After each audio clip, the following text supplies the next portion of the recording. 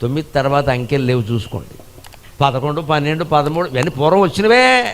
అంచేత 9 పూర్ణ సంఖ్య కాదు, పూర్ణత్వానికి చేర్చే సంఖ్య. 9 తర్వాత ఏమిటండి? 10. అందులో 1 పూర్వం వచ్చింది.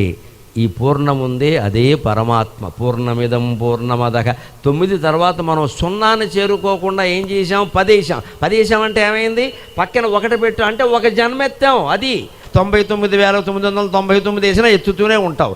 చివరికి మొత్తం ఈ అంకెలన్నీ పీకేసి పూర్ణానుస్వారం మాత్రమే మిగిలే వరకు మనం జన్మలు ఎత్తుతూనే ఉంటాం. అందుకని 9 దాటాక ఇంక అంకెలు వేయకు, ఇంక జన్మలు ఎత్తకు. 18 మెట్లు కలిగిన అయ్యప్ప స్వామిని సేవించి 18 అధ్యాయాలు కలిగిన భగవద్గీత చదివి 18 రోజుల యుద్ధమైన భారత సారాంశం ఏమిటో తెలుసుకుని అప్పుడు పూర్ణంగా 18 పురాణాలు అధ్యయనం చేసి 18 కలిపితే వచ్చే 9లో లీనమైపో.